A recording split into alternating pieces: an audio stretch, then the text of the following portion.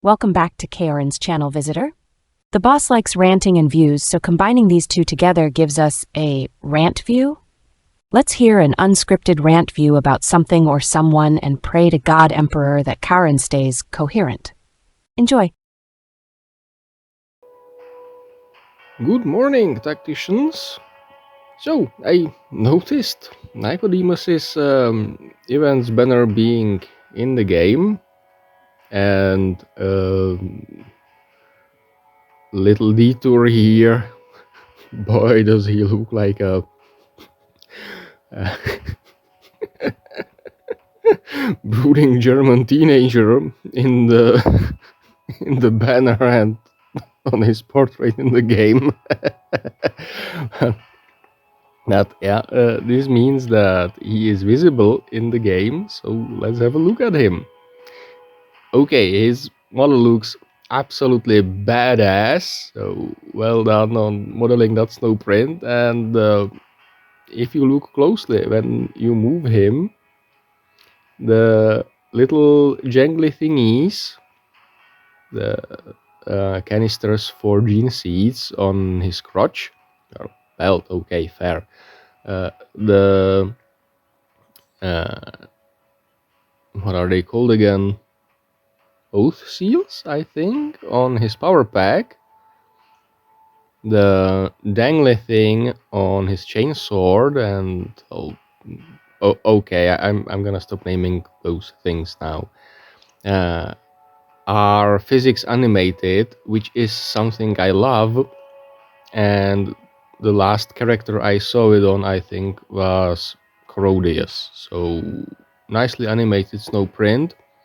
Extra points for even having the cape and loincloth animated, because, well, I think that's the first character that has it.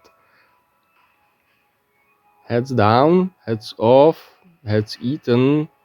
Love the design. Okay, that said, let's have a look at the abilities, and I'm gonna start with the passive.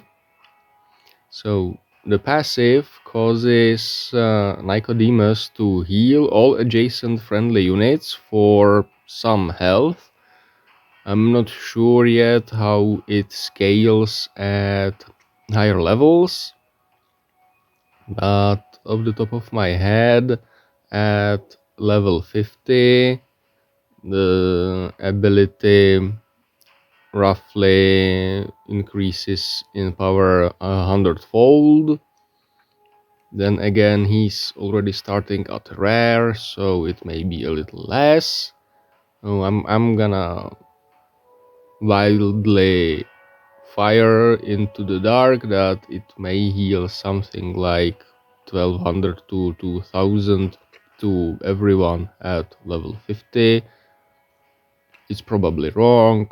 The Wikipedia already has the information. Feel free to check it out there. So this looks like a very nice heal every turn if you position well. Gonna leave that there. Free healing, he can attack while doing it. Not quite Isabella convenient, but close enough. Now, on to his active. Blood Chalice. All adjacent friendly non-mechs are set to 50% health. They gain a pierce ratio. I expect that this will go up as you level the ability. And with melee attacks, that's kinda important here, I think.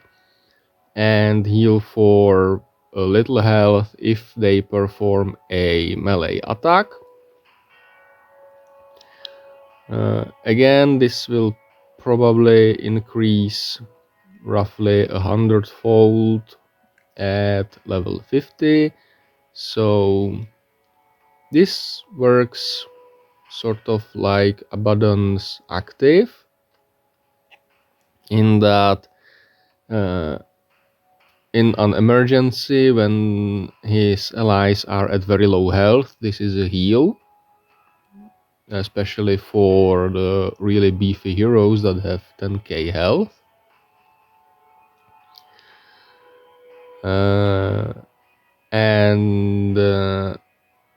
Yeah, if those heroes can then attack on this turn, they will heal themselves, like good vampires should. And they will deal maybe a little more damage in the melee, but pierce ratios are kinda janky. They're more relevant in PvP, I would say, and possibly in raids against massively armored units, bosses. And again, you only get to use this once, so it's not a really reliable source of damage. Now, the part where it becomes interesting. The other Blood Angels have mechanics that improve them when they're at or below 50% health. So let's have a look at that. Beginning with Mataneo. Mataneo's active, and I believe his summons as well, to a degree, deals more damage, and an insignificant increase, only double, with his active when he's at or below 50% health. Okay, I have been using Mataneo at bronze levels in Epic Guild Wars. Well, Epic Guild Wars stages, and he's been one-shotting squishies or units on low ground with the ability already. I mean, because it's level to the max. And what he didn't kill, the intercessors finished off. So if you can reliably get this to trigger on turn 2, because you cannot target Mataneo on turn 1 because he's in deep strike, he's gonna be stupidly fun. I mean, I'm all for synergies like this, but yeah, he's gonna be one-shotting pretty much everything, including the Medicaid buffs. So he's gonna be very Ragnar-like even without Ragnar around. I'm not sure I like it. I definitely will not like playing against it. Okay, moving on to Lucian. Lucian has this effect in his passive when his attacks have an increased pierce ratio when he's below 50% health. Then again, he can set himself to 50% health, but then he begins berserking. So it's probably not gonna affect Lucian all that much. But, well, yeah, I think at Legendary, his own pierce buff raises to 20%. I'm gonna expect the Nicodemus' buff also gets to plus 20% during that one turn. So that leaves Lucian with a physical attack that for one turn is, I think, the same pierce ratio as power, or very nearly, with 4 hits. And it also affects his ranged attack to a degree. For blast, that is 35%, and his passive, which is bolter at, I forget, is it 15 or 20? 20. So a 40% bolter secondary attack, so this will be powerful. I don't think Mephiston has such an effect, not in his active, but Mephiston's active can then probably be used to trigger a second attack from, well, you will probably want to trigger Lucian. And yeah, nothing of the sort in the passive.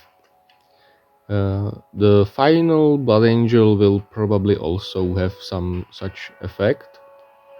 And I think they will be a powerful team in... Sorry about that. I just woke up. I like to do these things when I wake up, because I'm still kinda stupid and, well, I'm looking forward to what's new in the game. Anyway, I think that the Blood Angels with Nicodemus will be a powerful team in the Guild Wars. In other types of PvP as well, probably.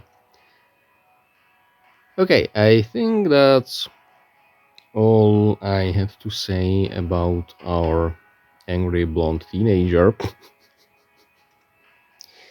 And yeah, I'll see you again with something, somewhen, blah blah, yada yada, you know the drill by now. Have a good one, Tactician.